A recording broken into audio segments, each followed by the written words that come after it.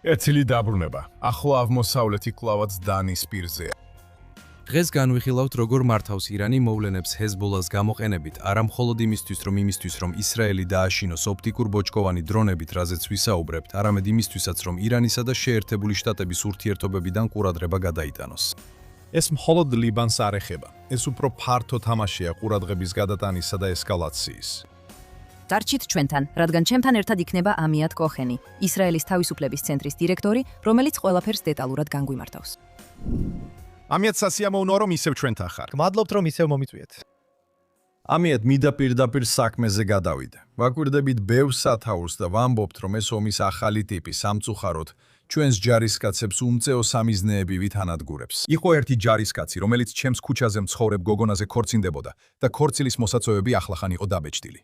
და სამწუხაროდის გასულ კვირას დრონის თავდასხმა მიმსხვერპლა, როგორც კიდევ რამდენიმე მათგანი. ჰეზბოლამ მართლაც ინტენსიურად გააძლიერა თავდასხმები ისრაელზე. მინდა გკითხოთ ერთი სიტყვით, რომ დაახასიათოთ ეს ირანია, შეგიძლიათ აგვიხსნათ, რა ხდება აქ. ასე რომ არა. ირანი ეხლა არ ხელმძღვანელობს ბრძოლას ლიბანში. ჰეზბოლა ისინი ცოტას ცდილობენ დახმარებას, მაგრამ ეს ძალიან რთულია და მათთვის ეხლა რთულია დახმარება. ისინი ცდილობენ საკუთარი რეჟიმის გადარჩენას. ლიბანი ძალიან რთულია და ამ წინაპირობას არ ვეთანხმები. ოპერაცია ლიბანში ახლა ძალიან წარმატებულია, როგორც სტრატეგიულად, ისე ტაქტიკურად. ისრაელის თავდაცვის ძალებმა დაიკავეს ლიბანის სამხრეთ ტიპანის სამხრეთი თითქმის ჰეზბოლას წინააღმდეგობის გარეშე. ეს წარმოუდგენელი იყო 2023 წლის 6 ოქტომბერს. დღეს ჩვენ შიგნით ვართ. ვანადგურებთ ინფრასტრუქტურას.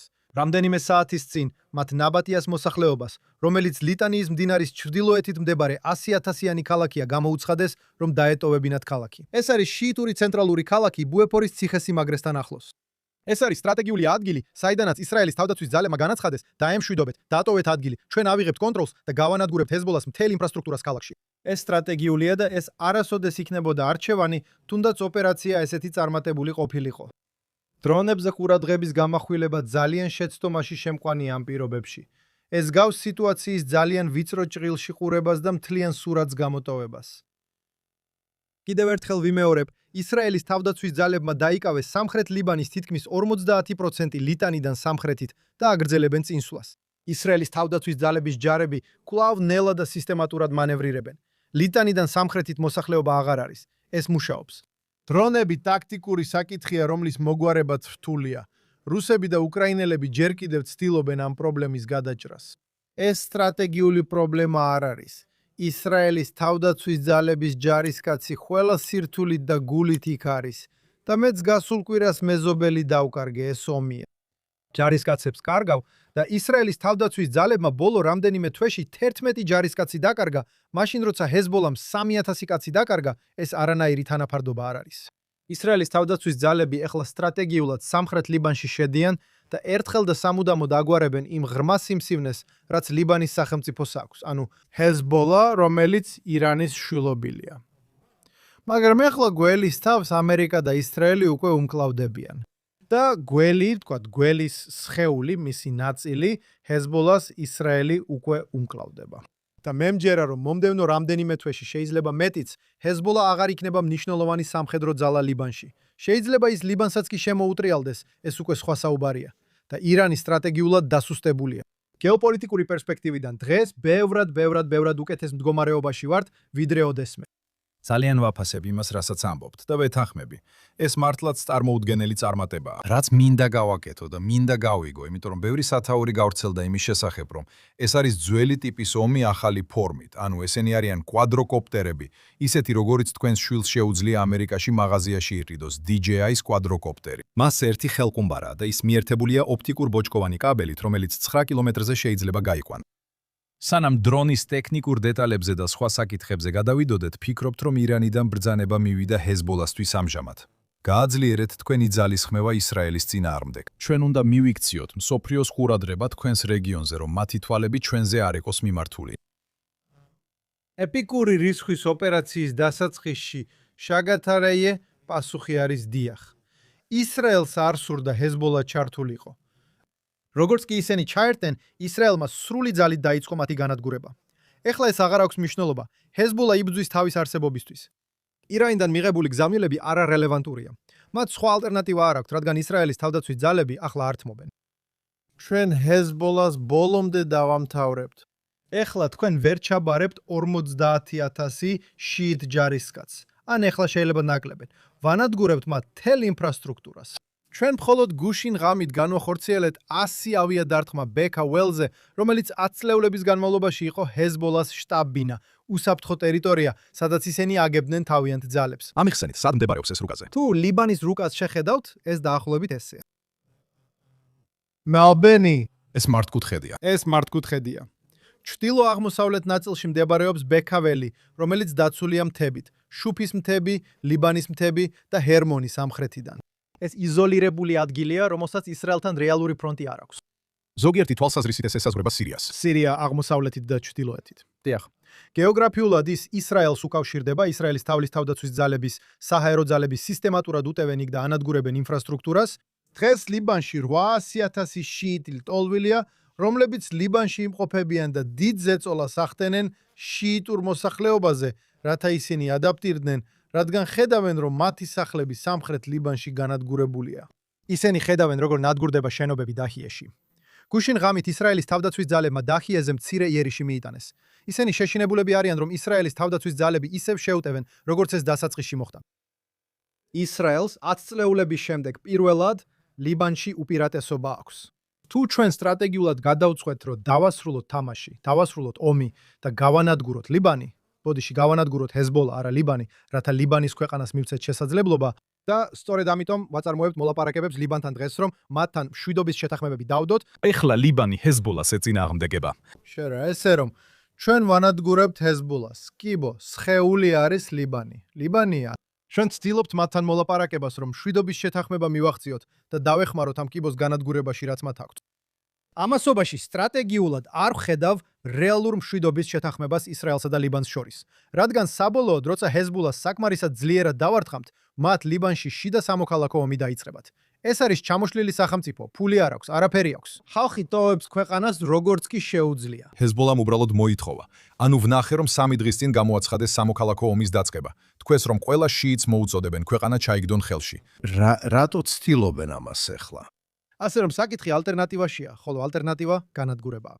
თუ სუნიტები და მარონიტები აკონტროლებენ ქვეყანას, შიიტებს ექნებათ განცდა, რომ მათ შიიტებზე შურის ძიება სურთ, რადგან მათ ბოლო რამდენიმე წლის განმავლობაში ქვეყანა დადაანგრიეს. ასე რომ ისინი რთულ მდგომარეობაში არიან მხოლოდ ისრაელის და ჩვენი მზადყოფნის წყალობით, რომ ლიბანის ომში ვიბრძოლოთ. ეხლა ეს კარგია, აქ არის პოტენციალი, რომ ლიბანში მშვიდობა მოვიტანოთ. მე სკეპტიკურად ვარ განწყობილი.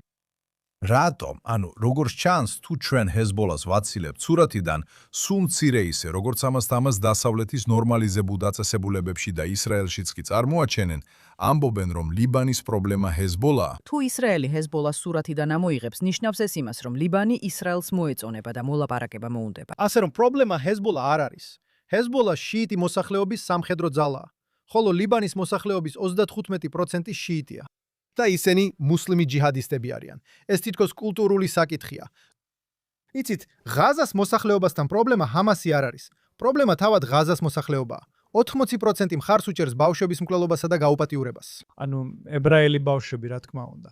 ასე რომ პრობლემა ისაა, რომ ჩვენ ხშირად სამხედრო ძალას და პოლიტიკურ ძალას მტრად ვთვლით. ეს დასავლური მსტარი წინაპირობაა. პრობლემა კულტურაა. პრობლემა არის კონკრეტული რელიგიები, რომლებიც განსაზღვრებით მტრების განადგურებას ისახავენ მიზნად და ჩვენ კუფა ვართ. ჩვენ ერეტიკოსები ვართ. ერეტიკოსები. ერეტიკოსები. ისლამის თვალში. კუფა სხვათა შორის. კუფა დაკავშირებულია კუფართან. კუფარია. ეს იგივეა, რაც ქოფარი. და შიიტებსა და სუნიტებს შორის შიდა ბრძოლა, ეს ძალაუფლებისთვის ბრძოლაა მათ შორის. ასე რომ საბოლოოდ იქამდე მივა, მათ აქვთ სამოქალაქო ომების ისტორია ლიბანში. ეხლა ნამდვილი ისტორია კულისებში არის ის, რომ ფრანგების მანდატი 1917 წლიდან არა მანდატი, არამედ მსგავსი რაღაცა. საიქს-პიკო. ასე რომ საიქს-პიკოს შეთანხმებების შემდეგ მათ აიღეს კონტროლი და კონსტიტუცია, რომელიც მათ ლიბანზე დააწესეს ან დააძალეს, იმ დროიდანვე ტომობრივი დემოგრაფიული სტრუქტურის მიხედვით იყო შექმნილი.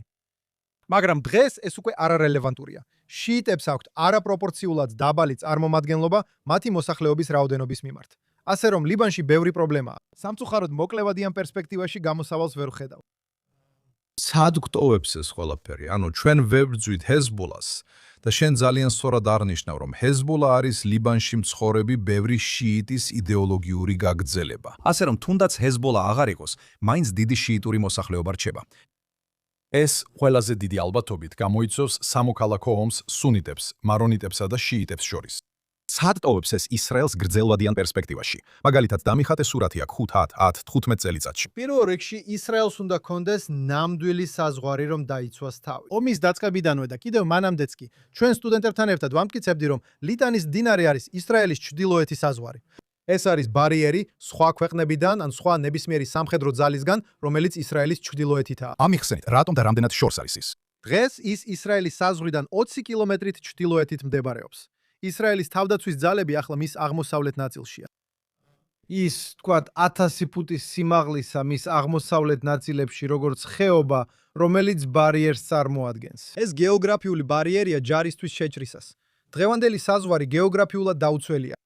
ეს აშკარა საზღვარია ისრაელსა და ლიბანს შორის. ეხლა შორმანძილზე მოქმედი რაკეტები, ვფიქრობ ისრაელმა ისწავლა გაკვეთილი, რომ ჩვენ არ შეგვიძლია დაუშვათ სამხედრო ძალა, რომელიც ისრაელს სამხედრო საფრთხეს შეუქმნის, განსაკუთრებით კი შორმანძილზე მოქმედი რაკეტებით, რომლებიც იმედი მაქვს მომდევნო რამდენიმე წლის განმავლობაში არ აშენდება. ნამდვილი საფრთხე, სხვათა შორის, ეს არის ის, რასაც ხალხი უგულებელყოფს, არის სირია და თურქეთი. ეს რომ, როდესაც ირანი დაიშლება და ეს უკვე ფინანსურად ხდება, მათი დომინანტობა ახლო აღმოსავლეთში სუსტდება, ეს ხსნის გზას ალტერნატიული ძალების აღმასვლისთვის. თურქეთი ახლა ძლიერ ანტისემიტურ ქვეყნად ხალიფდება. ქვეყანა, ისევ რელიგია, მუსლიმთა საძმო, რომელიც ნომერ პირველი მტერია.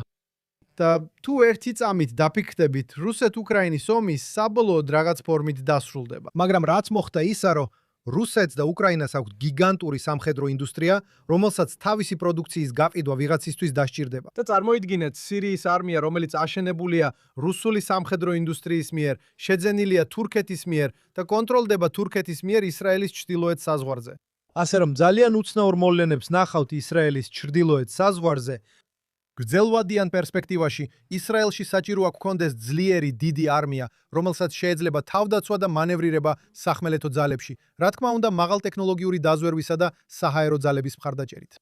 მაგრამ ჩვენ გვჭირდება გეოგრაფია, რომ დაგვიცვას. ამიტომ გვაქვს ჰერმონის მთა, ამიტომ გვჭირდება ლიტანის მდინარე, ამიტომ გვაქვს ბუფერული ზონა სირიის ტერიტორიაზე. ჩვენ ვერავითანთ საზღვარს, რომელიც გეოგრაფიულად უპირატესობას არ გვაძლევს ჩვენს მტრებთან შედარებით. ეხლა მინდა ვილაპარაკო ადგილზე მყოფ ჯარებზე. თქვენ მეტი დრო გაატარეთ ლიბანში. ასევე თქვენი სტრატეგიული ხედვით, ჩვენ მოვისმინეთ თქვენი ლექციები ლიბანზე, რომელსაც მე 7 ოქტომბრიდან და მანამდეც ვესწრებოდი. და ვფიქრობ, ისინი ბევრ რამეში წინასწარმეტყველური იყო. თქვენ იყავით პირველი ადამიანი, ვისგანაც მოვისმინე, რომ ისრაელმა ჩრდილოეთის საზღვარი ლიტანამდე უნდა გადმოიტანოს. და ახლა ჩანს, რომ ეს უკვე მიღებულია. სულ მცირე, დე ფაქტო, თუნდაც დე იურე არა, თუნდაც ამის გამოცხადებას არ ვაპირებდეთ. რეალურად სწორედ იქ უნდა იყოს საზღვარი. თქვენ ადგილზე იყავით, იცით რელიეფი. მეც თქვენთან ერთად ყოფილვარ იქ ჰერმონზე. ისრაელმა გაანადგურა ჰეზბოლას გრძელდისტანციური იარაღის 90%. და ღმერთს მადლობა, რომ ის სცენარები არ განხორციელდა, სადაც შენობები მთელი თელ-ავივის მასშტაბით დაინგრეოდა. შოკის მომგვრელია, რომ ეხლა ისინი ისევ დაბრუნდნენ. და მესმის, რომ რიცხვები კოლოსალური არ არის, მაგრამ ეხლა ისინი ისევ იყენებენ პატარა მოწყობილობას ოპტიკურ ბოჭკოვანი კაბელით, რომელიც თითქოს დაუძლებელია. შეგიძლიათ ახსნათ, როგორ მუშაობს ეს და რატომ არის ეფექტური ლიბანში? და შემდეგ მინდა გავიგო, რა კეთდება ამის შესაჩერებლად, რადგან ამბობენ, რომ ისრაელის ჯარისკაცები ლიბანელ მეთევზეებს თევზაობის ბადეებს თხოვენ, რომ შეაჩერონ ისინი. ხო, წარმოიდგინეთ, როგორ გადადიხართ ხმლებიდან და ისრებიდან თოფებზე. ის არის შეგიძლიათ ესროლოთ 10, 15, 30 მეტრიდან, თუ შორ მანძილზე ისვრით, შეიძლება 150 მეტრამდეც მიაღწიოთ. შესანიშნავია. თანამედროვე თოფი შეიძლება 500-900 მეტრზე ისროდეს. სნაიპერები კიდევ უფრო შორსაც ისვრიან. ეს ტაქტიკური განსხვავებაა, რომელიც ბრძოლის ველს ცვლის, მაგრამ სტრატეგიულ საფრთხეს არ წარმოადგენს. დრონებით სახმელეთო manners ვერ მოიგებ. დიახ, ეს აფერხებს ისრაელის თავდაცვის ძალებს, რადგან ჩვენ ბრძოლის ველზე გარკვეულ დომინირებას ვართ მიჩვეული, სადაც აზროვნება ასეთია: მე ვხედავ მტერს, ის მე მხედავს, პირდაპირ ერთმანეთის წინ ვართ. მაგრამ ეხლა დრონების პირობებში მე აღარ ვუყურებ მხოლოდ ორგანზომილებიან სამყაროში, უნდა ვუყურო სამგანზომილებიან სამყაროში. ეხლა ძალიან მოკლე პერიოდში ვართ, როცა ამ ოპტიკურ ბოჭკოვან დრონებს, ასე ვთქვათ, უპირატესობა აქვთ, ტაქტიკური უპირატესობა დამცველთან შედარებით. ნახევარ წელზე ნაკლებ დროში, ან მაქსიმუმ 1 წელიწადში, ისრაელის თავდაცვის ძალები იპოვიან ტაქტიკურ გადაწყვეტას, რომელიც ამ პრობლემას მოაგვარებს. ვფიქრობ, ეს უკვე ხდება. არა დამცველობითი, არამედ აქტიური, არა პასიური ღობე, რომელიც უკვე ეხმარება, არამედ აქტიური თავდაცვის სისტემა ლაზერებით, ოცნებებით, უამრავი ტექნოლოგიური გადაწყვეტით. ისტორიულ სამხედრო ტექნოლოგიაში ყოველთვის არსებობს დისბალანსი. მეორე მსოფლიო ომში თავდაცვა არ არსებობდა. ტანკები ტაქტიკურად კარგად იყვნენ დაცული და შეიარაღებული ტყვიებისთვის, მაგრამ სხვა არაფრისგან არ იყვნენ დაცული. და ყოველთვის არსებობს დისბალანსი. ამიტომ მსხვერპლის რაოდენობა გამოწვეული იყო დამცავი ფარების ან რკინის გუმბათების არარსებობით მეორე მსოფლიო ომში. დღეს ჩვენ სხვა დისბალანსში ვართ.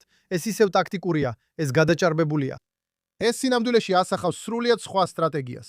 თუ ლიბანში ჯარებით მანევრირებ, ისრაელის თავდაცვის ძალები პროგნოზირებენ მსხვერპლის რაოდენობას 500-დან 1500-მდე. ეს სრულიად განსხვავებული რიცხვებია. ჩვენ ახლა სამხრეთ ლიბანი დაკავებული გვაქვს, შიგნით მოქმედებთ და ტერიტორიას ვიკავებთ. მსხვერპლი კი ერთნიშნა რიცხვია. არც ერთს არ ვაფასებ ნაკლებად. ეხლა ეს ტაქტიკური საფრთხეა. გამოსავალს ვიპოვით. ეს სტრატეგიული პრობლემა არ არის. კარგი, მადლობა რომ ასე დაახასიათეთ ეს სიტუაცია. მინდა ეხლა ყურადღება გავამახვილო ისრაელის იერიშებზე, რომლებიც საბედნიეროდ ბოლო დღეებში უფრო ინტენსიურად მიმდინარეობს. სანამ საერთაშორისო სიახლეებზე ვისაუბრებ, რა შეიცვალა? ანუ, როგორც ჩანს, რაღაცა ზღვარი გადავლახეთ.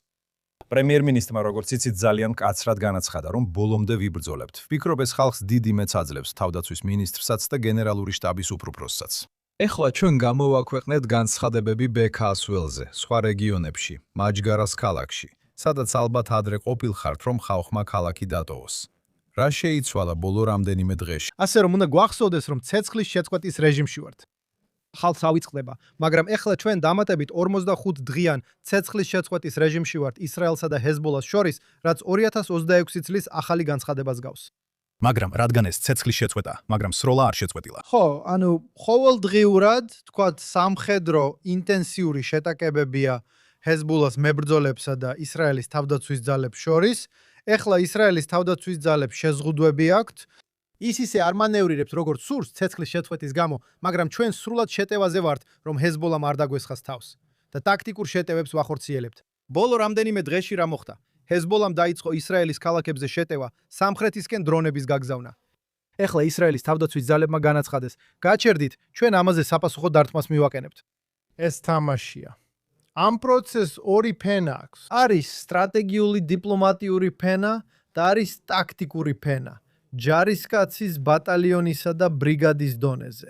ის, რასაც ეხლა ისრაელის თავდაცვის ძალები აკეთებს, არის ის, რომ ასუფთავებს ყველაფერს, რასაც დღეს აკონტროლებს და ყველა იმ ქალაქს, რომელსაც დღეს ვაკონტროლებთ, ვასუფთავებთ. გასუფთავება ნიშნავს სახლიდან სახლამდე სიარულს, ყველაფრის განადგურებას, რაც გასანადგურებელია, საბრძოლო მასალის პოვნას, ღია ტერიტორიებზე გასვლას, სადაც აქვთ გვირაბები და ასე შემდეგ.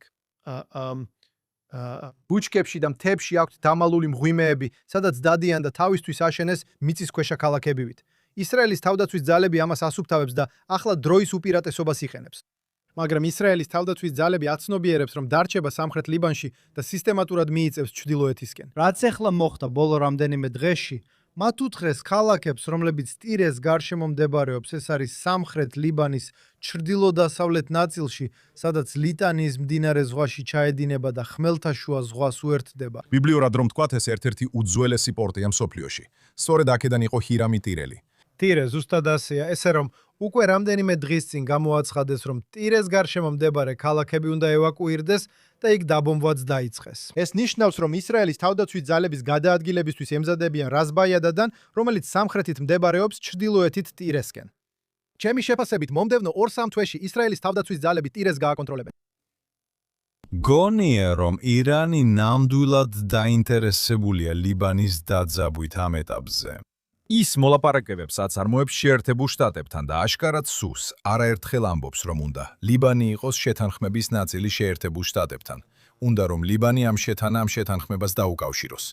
ისრაელი, როგორც ამბობენ საინფორმაციო წყაროები, ცდილობს დააშოროს ისინი ამ პროცესს. და იცით ეუბნება პრეზიდენტ ტრამპს, რომ ეს შეუძლებელია. და როგორც ჩანს, პრეზიდენტი ტრამპი იმედია ხვდება, რომ ისრაელი ვერ იქნება, იცით, ჩვენ ვერ დავრჩებით იგივე სტატუს-კვოში მტერთან, ფაქტობრივად ირანთან, ჩვენს ჩრდილოეთ საზღვარზე, მაგრამ ირანი ძლიერად აწვება. ისინი ამას ისევ და ისევ ამბობენ. და მე ასე მგონია, რომ ისინი იმედოვნებენ საბოლოოდ, რომ აშშ-ში იტყვის, ეს იქნება წერტილი, სადაც მოლაპარაკებები ჩაიშლება. და შემდეგ ისინი მერე ისრაელს დააბრალებენ მოლაპარაკებების ჩაშლას. თქვენ რას ფიქრობთ ამაზე? პირველ რიგში მოდით ვისაუბროთ ირანთან მოლაპარაკებებზე. ბევრ საუბარს ვისმენ TED Cruz-დან დაწყებული Fox News-ისა და CNN-ის ყველა კომენტატორით, ისრაელით, აბედით და ყველგან, რომ ტრამპი თითქოს კონტროლს კარგავს და მოლაპარაკებებზე ნებდება. მე არ ვეთანხმები ამას. ვფიქრობ, ტრამპი რთულ მოლაპარაკებას მართავს. მას აქვს tweet-ი მგონი 2020-დან დაახლოებით ესეთი შინაარსით. ირანს ომი არასდროს მოუგია, მაგრამ მოლაპარაკება არასდროს წაუგია. ირანელების სტრატეგიული მიზანი გადარჩენაა. როგორც ერთ-ერთ ჩვენს პოდკასტში განვიხილეთ, ძალიან რთულია რეჟიმის შეცვლა ისეთ ქვეყანაში, როგორიც ირანია, სადაც უკვე 40 წელია ძლიერი რეჟიმი ძალიან სასტიკად აკონტროლებს მოსახლეობას. მე ვფიქრობ, რომ ტრამპი მოლაპარაკებას მართავს და მისი ხედვა ბევრად უფრო ფართოა ვიდრე ჩვენი. ის და უნდა წაიკითხოთ მისი წიგნი გარიგების ხელოვნება, სადაც ის განმარტავს, როგორ ფიქრობს მოლაპარაკებებზე. ის ფაქტი, რომ მან ყატარსა და საუდის არაბეთს მოსთხოვა, ახლა შეუერთდნენ აბრაამის შეთანხმებებს, მოლაპარაკებების კიდევ ერთი მანევრია. მოლაპარაკებისას მთავარი კითხვა არის, დრო თქვენს მხარესაა თუ მოწინააღმდეგის. მოკლე პერიოდში დრო ირანის მხარეს იყო. ეხლა დრო ამერიკის მხარესა. მან ჩინეთთან პრობლემა მოაგვარა. მას შუალედური არჩევნები აქვს. ვფიქრობ, შუალედურ არჩევნებში ნაკლებად მნიშვნელოვანია, რა ხდება ირანში ბენზინის ფასების გარდა. და საბოლოოდ მისთვის აუცილებელია, რომ გამარჯვებული გამოვიდეს. და იქ მთავარი საკითხი მხოლოდ ჰორმუზის სრუტეა.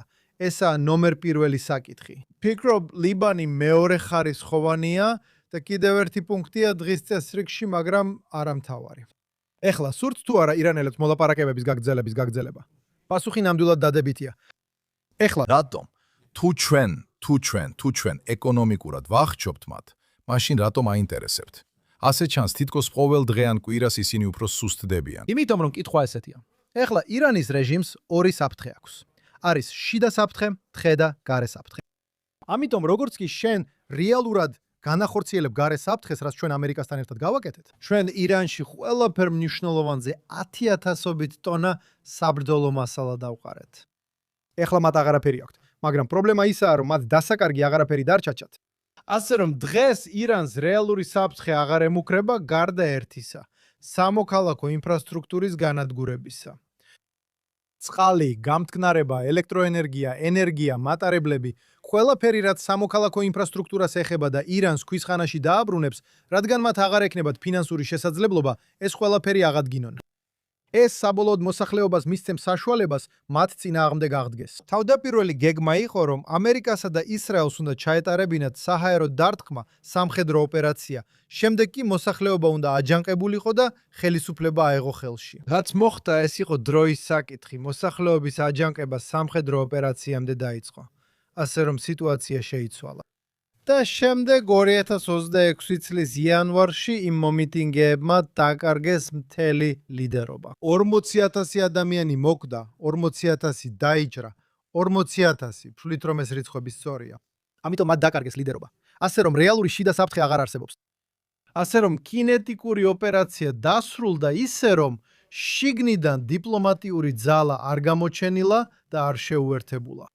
ასე რომ დონალდ ტრამპმა ბოლო რამდენიმე კვირაში სცადა შიდა დარტყმის განხორციელება, ქურთების შემოყვანა და ამაზე ისიც ისაუბრა, მაგრამ ეს არ მოხდა, რადგან რეჟიმი ძლიერია და სასტიკი. მას არ აინტერესებს, არაფერს აქცევს ყურადღებას. ინტერნეტი გათიშულია. ჩვენ არ გვაქვს რეალური ინფორმაცია რა ხდება შიგნით და ისინი ამის გამო შეშინებულები არიან.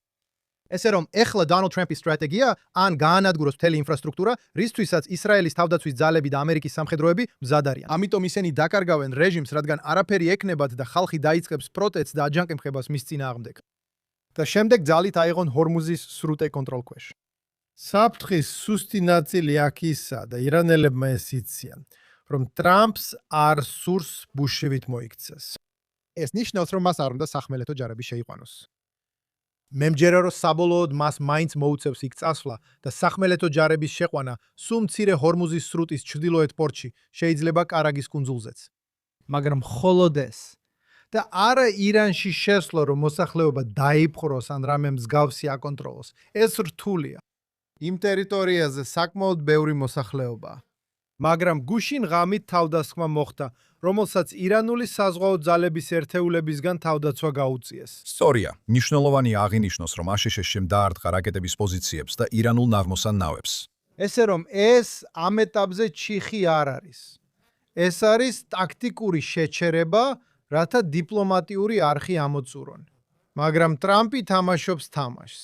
კლავაც თუ წაიკითხავთ გარიგების ხელოვნებას, ყოველთვის თამაშობ ძალის გამოყენებასა და თავაზიან დიპლომატიურ მიდგომას შორის და მან ეს სამხედრო სამყაროში გადაიტანა. ყოველთვის გაქვს სამხედრო ოპერაცია, კლასიკური სამხედრო ომი, სამხედრო ოპერაცია და შემდეგ ბრუნდები დიპლომატიაზე და ორივე მხარეს იყენებ. მაგრამ რაღაც მომენტში ეს უნდა დასრულდეს გადაწყვეტილებით. როდის ხედავთ რა იქნება ის წერტილი, გადამწყვეტი მომენტი და როგორ გამოიყურება ეს ამ ომში? დიპლომატიურ გზაზე შესვლა და სამხედრო ძალის მუქარის გამოყენება მხოლოდ გარკვეული დროით შეიძლება. წინააღმდეგ შემთხვევაში ეს გადაიქცევა ამოწურვის ომად, ასე რომ სად არის გადამწყვეტი წერტილი. ფიქრობ თუ სწორად მესმის, როგორ ფიქრობს ტრამპი ყველაზე მოულოდნელ დროს? ყველაზე მოულოდნელ დროს. ასე რომ ვფიქრობ მოლაპარაკების დროს მას ექნება ოპერაცია თავიდან სცადე. ცდილობს იფიქროს ისე, როგორც ის ფიქრობს, თქვათ, ძალიან მოულოდნელ, არასისტემურ გზაზე. ეს გავს ნათლიის სცენას, სადაც ის ნათლიად ხდება და ყველა თავის მტერს ანადგურებს. ასე რომ რა შეიძლება იყოს ეს?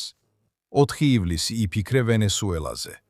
შეიძლება რაღაც მსგავსი. კიდევ ერთხელ, ამაში რისკია. არის რისკი. შეიძლება ერთი კვირის შემდეგ ყველა ელოდა, რომ ეს მოხდებოდა შეხვედრის შემდეგ სი ძინპინთან. მაგრამ გახსოვდეთ, ტრამპი ირანს არ უყურებს. ტრამპი მთელ მსოფლიოს უყურებს. ეხლა ტრამპს უნდა დაუფასოთ. ტრამპმა ირანს შეუტია. ეს გავს იმას, როგორც შეერთებული შტატები და დიდი ბრიტანეთი 1936 წელს ჰიტლერს დაესხნენ თავს. პოლიტიკური мотиваცია არ არსებობს. არავინ ესმის რა შედეგი მოხვება ირანზე არ შეტევას და იქ ჰიტლერის სტილის რეჟიმის არსებობას ბირთვული იარაღით. ეს ყველაზე არაპოპულარული ქმედებაა. ყველაზე არაპოპულარული გადაწყვეტილება, რაც პრეზიდენტს შეუძლია მიიღოს. ეს სწორი გადაწყვეტილებაა, რომელიც პასუხობს მის ყველა ოპონენტს ამერიკაში და ისრაელში, რომლებიც ამტკიცებენ, რომ მისი ხასიათი ხალხის დამშვიდებას ცდილობს. პირიქით, ტრამპმა გაბედული გადაწყვეტილება მიიღო. და ესეთ გაბედულ გადაწყვეტილებებს არ იღებ რეალური გეგმის გარეშე, შედეგებისა და რისკების გააზრების გარეშე. ეხლა ნამდვილად მჯერა, რომ ტრამპმა ბოლო 4 წლის განმავლობაში ან იმ პირველ წლებში, რომ ბაიბში, როცა ბაიდენი პრეზიდენტი იყო, ეს დაგეგმა. ის მზად იყო ამისთვის. მან ეს ყველაფერი წინასწარ გათვალა. მას ესმის საფრთხეები, მას ესმის შესაძლებლობები და მოთმინება. მაიკ დურანტმა დღეს ძალიან საინტერესო რამ გამოაქვეყნა, სადაც ის საუბრობდა იმაზე, თუ რა იქნება მთავარი კომპონენტები იმისთვის, რომ ტრამპი ახლა წარმატებული იყოს. და მან 3 მთავარი რამ დაასახელა. პირველი ისაა, რომ პრეზიდენტი იმის მიხედვით, რომელ საათზე შევხედავთ Truth Social-ს, ამბობს, რომ შეთანხმების მიხედვით გარკვეული დათმობები უნდა გაკეთდეს, გარკვეული ფინანსური დათმობები. და მაიკ დურანტი ამბობს, რომ ეს უნდა გაიცეს როგორც quid pro quo, ირანის მხრიდან ძალიან კაფიო ნაბიჯების სანაცვლოდ. ეს არის პირველი. ირანის ყველა პროქსის აბსოლუტური განცალკევება. მისი პროქსების მოლაპარაკებებისგან სრული გამიჯვნა, რათა ირანმა ვეღარ გააგრძელოს მოქმედება თავისი პროქსების მეშვეობით და რა თქმა უნდა ბირთვული საკითხი. ჩემი კითხვა თქვენთან არის შემდეგი. თუ ახლა არსებობს შეთანხმება, რაც შესაძლებელია, შეთანხმება მომდევნო 30-დან 60 დღემდე და ხდება თანხების გათავისუფლება. რა კონკრეტული ნაბიჯები უნდა გადადგას ირანმა, რომ აჩვენოს სერიოზულად ეკიდება საკითხს და უბრალოდ არ იყენებს ამ შესაძლებლობას აღსადგენად? ორი რამ, რაც ტრამპს ირანისგან სჭირდება. ჰორმუზის სრუტის გახსნა და ნებისმიერი ბირთვული კომპონენტის ან მაღალგამდიდრებული ბირთვული მასალის ამოღება, რაც ირანს აქვს. ეს არის ორი გადამწყვეტი საკითხი, რომელზეც ტრამპი არასდროს იტყვის უარს. დანარჩენს მნიშვნელობა არ აქვს. ფიქრობ, ტრამპის თვალში დანარჩენს მნიშვნელობა არ აქვს. აქვს. რეჟიმი შეიძლება დარჩეს, მის თვიტებში ირანის შეცვალა ირანის ისლამური რეჟიმით ან ირანის რესპუბლიკით. ისინი იქ დარჩებიან. ისინი იქ სამუდამოდ არიან. მაგრამ წყლის ნაკლებობა ომამდე, ელექტროენერგიის ნაკლებობა ომამდე, ეკონომიკური პრობლემები ირანში, მათ გაანადგურეს ათობით სამრეწველო ზონა, რომლებიც სამხედრო და ბირთვული პროგრამის ნაწილი იყო, რის შედეგადაც 10,000-ობით სამუშაო ადგილი დაიკარგა. ისინი არიან არ შემდგარი სახელმწიფო, რომელიც საბოლოოდ დაინგრევა. ეს არის ტრამპის გეგმა, მაქსიმალურად დაასუსტოს ისინი. ეს დათმობები ძალიან უმნიშვნელოა. ეხლა თუ მიზანი იყო ხამენეის სურათი თეთრი დროშით, ეს არასდროს მოხდება. თუ ოცნებაა, რომ ღაზაში იყოს ლიდერები, რომლებიც ეხლა ცოცხლები არიან თეთრი დროშით, ეს არასდროს მოხდება. არც ლიბანთან მოხდება ეს. ორი გადამწყვეტი საკითხია ბირთვული მასალების ამოღება და ჰორმუზის სრუტის გახსნა და მათი დახურვის შესაძლებლობის მოხსნა. ეს არის ის, რაც ტრამპს უნდა. მეორეს ის ამას მოლაპარაკებით მიიღებს. მნიშვნელობა არ აქვს, რას მიიღებენ ისინი. ისინი ძირითადად ვერ შეძლებენ საკუთარი თავის აღდგენას და საბოლოოდ შიდა პროტესტი იქნება. ფიქრობთ, რომ ისრაელი ამით უნდა დაკმაყოფილდეს? დიახ. ვფიქრობ, ისრაელის პერსპექტივიდან ირანზე ოპერაცია ივნისში და ეპიკური რისხვა იყოს საუკეთესო სცენარი, რაც კი ოდესმე ისრაელს შეუძლია წარმოიდგინოს ირანთან ომში. ეხლა დავბრუნდეთ 2023 წლის 6 ოქტომბერს. თუ წარმოიდგენთ, რომ ისრაელი ირანზე პრევენციულ თავდასხმას განახორციელებს და მის მთელ ბირთვულ ობიექტებს 12 დღეზე ნაკლებ დროში გაანადგურებს, ისრაელის მხარეს ნულოვანი მსხვერპლით, რამდენიმე ბალისტიკური რაკეტით, რომლებიც ისრაელს დაესხმება თავს და მცირე რაოდენობის მსხვერპლით. თუ შევადარებთ იმას, რასაც ველოდით, ეს ყველას ოცნებასაც კი აღემატება, უნდა გავიგოთ, რომ ეს ფაქტებია. იმ ფაქტის გამო, რომ ესეთი წარმატება გქონდა, ხალხი კიდევ უფრო მეც ელოდება და ისევ ისინი თითქოს წარმატებას შეეჩვენენ. ზუსტად ეს არის პრობლემა. ეს იყო ყველაზე დიდი წარმატება ისრაელის პერსპექტივიდან. ეხლა შეიძლება ომი დასრულდეს. სხვადასხვა ეს აღარ არის ისრაელის ომი. ეხლა ეს არის ამერიკის, ირანის და ჩინეთის ომი. ჰორმუზის სრუტე უნდა გაიხსნას, რათა საერთაშორისო ნავთობის ფასები მოკლევადიან პერსპექტივაში მართონ ტრამპისთვის. ეს არის ყველაფერი. ისრაელი თამაშიდან გამოვიდა. ეხლა საჭიროების შემთხვევაში ჩვენ ამერიკას დავეხმარებით ირანზე თავდასხმაში. მაგრამ ეხლა ეს ამერიკის ომია. გონიათ, რომ შეერთებულ შტატებში აღიარებულია ისრაელის როლი როგორც აღმოსავლური ფარი ამერიკისთვის, რომელიც გარკვეულ საფრთხეებს აშშშ-ის სანაპიროებამდე არ უშვებს. თქვენ ფიქრობთ, ეს აღიარებულია თუ ცნობილია შეერთებულ შტატებში? ეს დამოკიდებულია სად იმყოფებიან შეერთებულ შტატებში. სამხედრო სფეროს, პენტაგონისა და მთავრობის მცოდნე ადამიანები ამას ნამდვილად იციან. მოსახლეობის უმეტესობა უმეტესად უცოდინარია გეოპოლიტიკურ საკითხებში. ამერიკელებს გეოპოლიტიკა არ აინტერესებთ. მათ ორივე მხარეს ორი ოკეანე აქვთ და ამაში ნაკლებად არიან ჩართული. როგორც ადრე ამბობდნენ, მთავარი ეკონომიკა, ხომ ასეა. ეხლა ისრაელის პოზიციონირება როგორც მნიშვნელოვანი დამცველი ამერიკის წინახაზზე მდგომი, ვფიქრობ ეს კიდევ ერთი მცდარი წინაპირობაა. ისრაელი თავის თავს იცავს. ისრაელი უნდა იყოს მოკავშირე, სანდო მოკავშირე, ზუსტად ისე როგორც ტრამპი ამბობს თავის სტრატეგიულ დოკუმენტში, რომელიც გამოაქვეყნა. ისრაელი მოკავშირეა საფრთხეების წინააღმდეგ. მსოფლიოსთვის. და ამერიკა, როგორც ვთქვათ, იმპერია, რომელიც მართავს მსოფლიოს და უპირისპირდება ალტერნატიულ იმპერიას, ჩინეთს და იცავს სავაჭრო მარშრუტებს და ცდილობს ითანამშრომლოს ყველა თავის მოკავშირესთან, აქვს თავისი მოთხოვნები, მაგრამ ახლა ეძებს არა კლიენტებს, არამედ მოკავშირეებს. და ისრაელი არის საუკეთესო მოკავშირე, რაც ამერიკას შეიძლება ჰყავდეს. მე ვფიქრობ, ჰეგზათი და რუბიო ამაზე ძალიან ღიად საუბრობენ, ფიქრობ თვითონ ტრამპიც ამას აშკარად ამბობს. და თუ ესაუბრებით საჰაერო ძალების პილოტებს, დებს და გენერლებს, რომლებიც ამ ოპერაციას ხელმძღვანელობენ, ეს კიდევ უფრო მეტია. ისინი ამბობენ, მოусმინეთ, ეს არის საუკეთესო საჰაერო ძალები და საუკეთესო არმია, რაც კი ოდესმე შეგხვედრია. ჩვენ ძალიან ბევრს ვისწავლით მათი გამოცდილებიდან, ცოდნიდან და შესაძლებლობებიდან. თუ დეტალებში ცოტა მაინც იცით, იცოდეთ, რომ ისრაელის თავდაცვის ძალებმა ამ ოპერაციაში ყველაფერში გადააჭარბა მოლოდინებს. ისრაელის თავდაცვის ძალებმა არც ერთი თვითფრინავი არ დაკარგა, ანუ მართვადი თვითფრინავი. მხოლოდ რამდენიმე უპილოტო დავკარგეთ. ამერიკამ 7 თვითფრინავი დაკარგა ჰაერში, კიდევ რამდენიმე მიწაზე სტრატეგიულად. თუმცა ეს არაფერია იმ პოტენციალთან შედარებით, რაც შეიძლებოდა მომხდარიყო. სხვათა შორის უმეტესობა შეიძლება შემთხვევითაც დაგვეკარგა, მაგრამ ისრაელმა საოცრად გადააჭარბა მოლოდინებს. და ეს ისევ სტრატეგიულ პოზიციაში აყენებს ისრაელს. ყველა ვისაც ომის წარმოება სურს მსოფლიოში, დასჭირდება ისრაელის სამხედრო გამოცდილება, სამხედრო ცოდნა და სამხედრო ინდუსტრია. ასე რომ სამწუხაროდ უბრალო ხალხი არაინფორმირებულები არიან. მაგრამ პენტაგონში მყოფი ადამიანები და ისინი, ვინც გადაწყვეტილებებს იღებენ, მნიშვნელობა არ აქვს, რომელი მთავრობა გეყოლებათ. თუ ეს არ არის პროგრესული, გიჟური მთავრობა ამერიკაში, ის მაინც უნდა იყოს ისრაელთან თანხვედრაში. პრემიერ-მინისტრი ამბობს, რომ სურში ამციროს ისრაელისთვის გამოყოფილი ფინანსური დახმარება. ეს ძალიან საჯაროდ განაცხადა მომდევნო 10 წლის განმავლობაში. ურთიერთგაგების მემორანდუმი, რომელიც ამჟამად დაახლოებით $3 მილიარდ მეტს აძლევს ისრაელს, სამხლევს ისრაელს სამხედრო დახმარების სახით, რაც როგორც ვიცით, ისევ შეერთებულ შტატებში და ამერიკულ ინდუსტრიებში იხარჯება. და შეერთებული შტატები ამით ბევრს იღებს, რადგან წარმოება შემდეგ სწორედ შეერთებულ შტატებში ხდება. როდესაც ეს იმავე პერიოდში იკლებს, რას ნიშნავს, როცა ვამბობთ, რომ პარტნიორობა გაიზრდება? ანუ გვინდა ნაკლებად ვიყოთ დამოკიდებული და უფრო მეტად ვიყოთ პარტნიორები. როგორ გამოიყურება ეს? პირველ რიგში ისრაელში გაიხსნება სამხედრო ბაზები. ამერიკული ბაზები, დიახ. ამერიკული არმია განლაგებულია მთელ მსოფლიოში. სამხრეთ კორეიდან გერმანიამდე, იაპონიიდან იტალიამდე, მთელ მსოფლიოში, თურქეთში სხვათა შორის. ერთადერთი ადგილი, სადაც ამერიკას სამხედრო ბაზა არ აქვს, ისრაელია. რატომ არის ესე? იმიტომ რომ გახსოვდეს, ისრაელსა და ამერიკას შორის ურთიერთობა ადრე ისეთი არ იყო, როგორიც დღესაა. ეხლა სამხედრო ბაზის განთავსებას ქვეყანაში ორმაგი მხარე აქვს. რადგან თუ გინდა დარწმუნდე, რომ ქვეყანა შენს მხარესაა, იქ სამხედრო ბაზას აყენებ. ყატარი, თურქეთი, ემირატები, საუდის არაბეთი.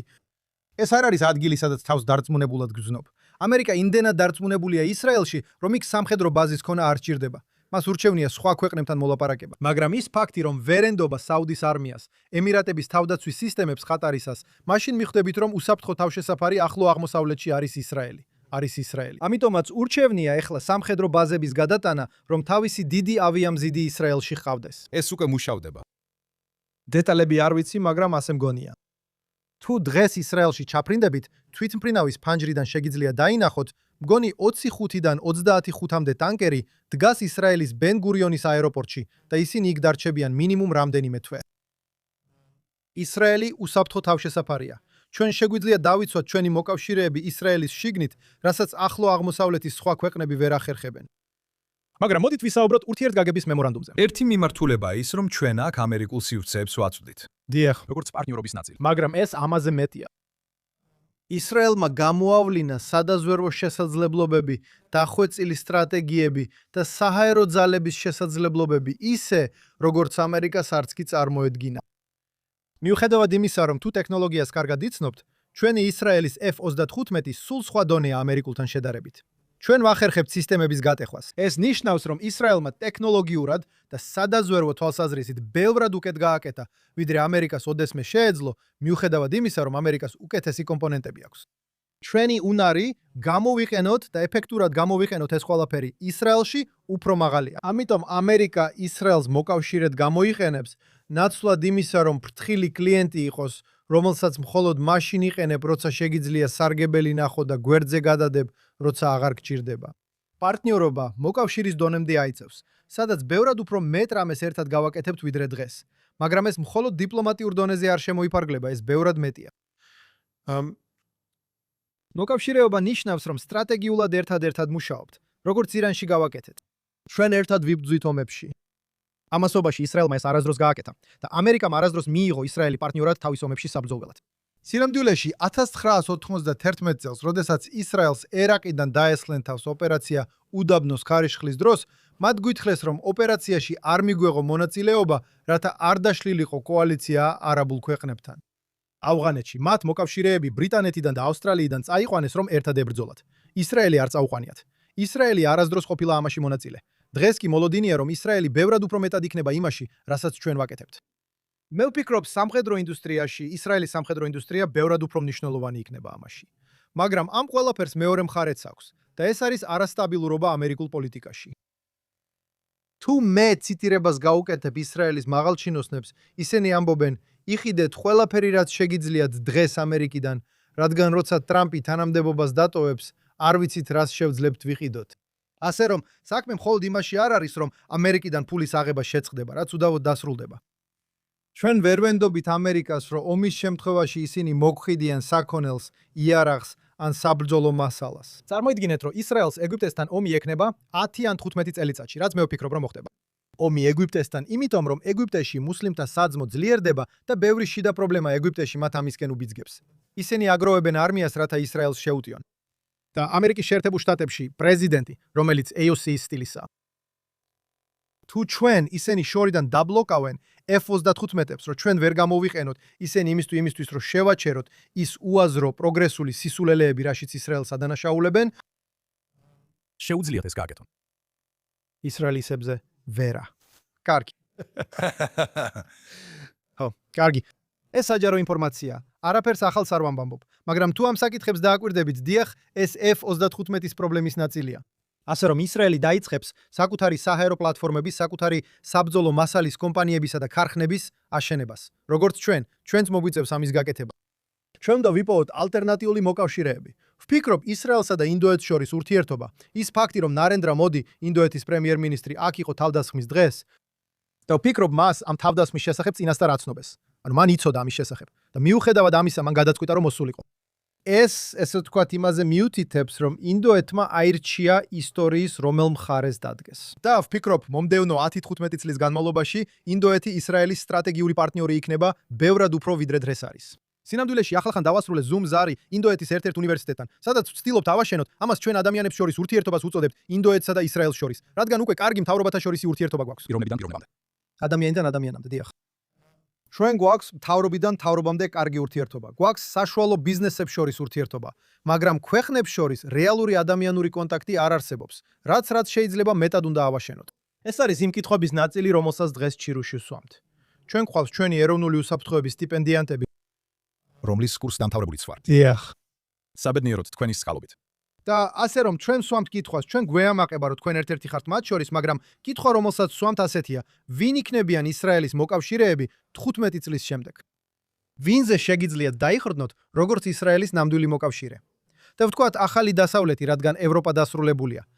ვთქვათ, ხუმრობა, რომელსაც ჩიოჩი ყვებით, არის ის, რომ გაერთიანებული სამეფო იქნება შემდეგი ქვეყანა, რომელიც აბრაამის შეთანხმებებს შეუერთდება.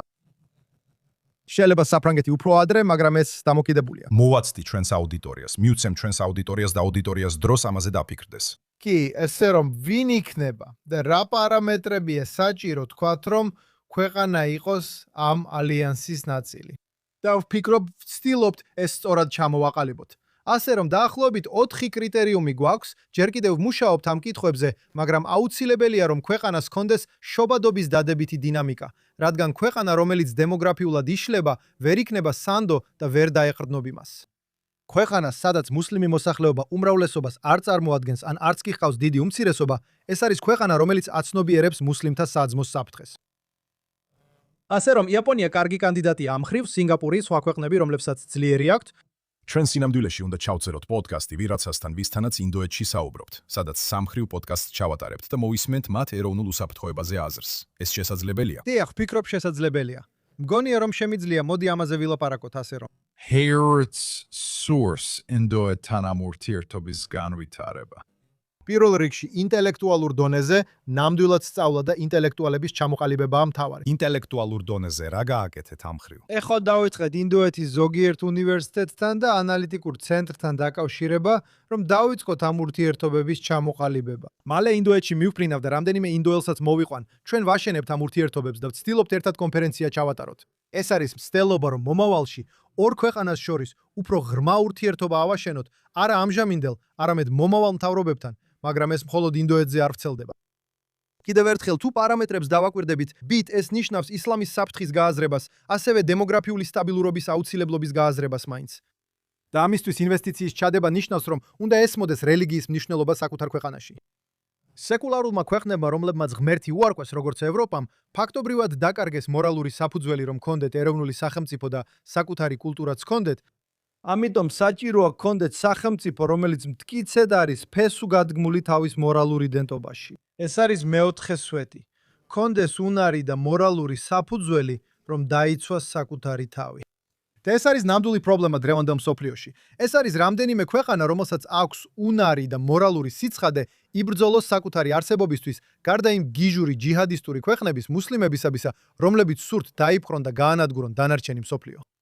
არის რამდენიმე ქვეყანა, რომელსაც ეს შეუძლია. მოდით ვნახოთ, რა მოხდება ბრაზილიაში არჩევნების შემდეგ, რადგან პოტენციურად ბრაზილიას შეუძლია ეს. ვნახოთ, რას გააკეთებს ხავიერ მილეი არგენტინაში. გააქვთ რამდენიმე აღმოსავლეთ ევროპული ქვეყანა, მაგრამ საბოლოოდ კითხვა ისა, სად დგას დასავლური მსოფლიო, რომელიც თავისუფლების მხარდამჭერია. და ეს კიდევ ერთი საყრდენია, კიდევ ერთი კრიტერიუმი იმ ქვეყნებისთვის, რომლებიც შეიძლება იყვნენ ამაში მონაწილე, ესენია თავისუფლების მხარდამჭერი ქვეყნები. სინგაპური, ესეც უნდა შეამოწმოთ და მსოფლიო სწორედ ამ მიმართულებით მიდის. და ეს ძალიან კარგი კითხვაა. ბოლო კითხვა. ჩვენ საუბრობთ იმაზე, რომ კონდეს მორალური სიცხადე ომში წასასვლელად და საკუთარი თავის დასაცავად და ასევე შესაძლებლობა. შენ თვითონაც უნდა დაბრუნდე რეზერვში, ომში დაბრუნდე. ეს იქნება შენი, არ ვიცი, მერამდენე სამხედრო მისია უკვე შენთვის. წარმოდგენა აღარ მაქვს, მაგრამ უკვე 400 დღე მაქვს მოხდილი. კარგი, ეს ძალიან ბევრია. მართლა ესეა. თან შენ მართავდა ხელმძღვანელობ ისრაელის ერთ-ერთ ყველაზე მნიშვნელოვან ანალიტიკურ ცენტრს და აკადემიურ დაწესებულებას. როგორც ჩანს, ჩრდილოეთში მიდიხარ. როგორ ფიქრობ, იქ რა ვითარება იქნება? როდის მოხდებება ეს და რეალობა როგორი იქნება? ასე რომ, წლის ბოლოსკენ მე უნდა წავიდე უკან მეძახიან ჩრდილოეთში. როგორ ფიქრობ, სად იქნები, როცა ჩრდილოეთში დაგიძახებენ? ზუსტად არ ვიცი, სად ვიქნებით განლაგებული პრაქტიკულად, მაგრამ თუ ვცდი ავხსნა საით მიდის ომი, დაუშვათ არსებობს ალბათობა, რომ ჩემი ნაწილი ან ისრაელის თავდაცვის ძალების რომელიმე ნაწილი იქნება მოქმედი ძალა. მაგალითად, ხედავ, რომ ისრაელის თავდაცვის ძალები მანევრირებენ მიდიან ჩრდილოეთით, აკონტროლებენ ჩრდილოეთ საზღვარს, ლიტანიის მდინარეს, როგორც ისრაელის ჩრდილოეთ საზღვარს. ვფიქრობ, ისრაელის თავდაცვის ძალები საბოლოოდ იქ მივლენ. ომის შეჩერებას ვერ ვხედავ. ვერ ვხედავ, რომ ისრაელის თავდაცვის ძალები დანებდებიან და უკან თავდაპირველ საზღვართან დაბრუნდებიან. ვერ ვხედავ, რომ ჰეზბოლა დანებდება. სტაგნაცია უნდა იყოს ისრაელში. ან ზავი, ნამდვილი ზავი, არა ახალი სიტყვიერი ზავი. იქნება მაშინ, როცა ისრაელი მყარად დადგება. ლიტანის დინარე შეიძლება მისი ჩრდილოეთ ნაწილიც კი მაგალითად ზოგ ადგილას ლიტანიდან ჩრდილოეთით განადგურება და უკან დაბრუნება, მაგრამ ისრაელსა და ლიბანს შორის რეალურად მკაფიო საზღვრის ქონა მანამ, სანამ ჰეზბოლა დანებებას არ გადაწყვეტს. გულისხმობ, ამიათ ყოველ ჯერზე, როცა შენთან საუბრობ, შენს ანალოგიას გამოვიყენებ, სადაც თითქოს პატარა საცრუპიდან ვიყურებით. გონია, რომ ყოველ ჯერზე, როცა შენთან საუბრობთ, რადგან მეც შემიძლია ამაში ჩავერთო, ის საცრუპი თითქოს იშლება და უკან ვიხევთ. და ჩვენ მთლიან სურათს უყურებთ იმ მართლაც გამორჩეული მოვლენებისა, რაც ახლო აღმოსავლეთში მოხდა, ისრაელის გამორჩეულ მდგომარეობას და ასევე იმ გამოწვევებს, რომლებიც წინ გველოდება. მადლობა შენს ხედვასა და შენატანს. მოველი, რომ ისევ დაგიბრუნებთ ეთერში, შესაძლოა ინდოელი კოლეგის მონაწილეობით, თუ შევძლებთ ამის ორგანიზებას. ჩვენ ყველაფერს გავაკეთებთ ამისთვის. მადლობა, რომ ისევ მიმიწვიეთ. თქვენს მადლობა.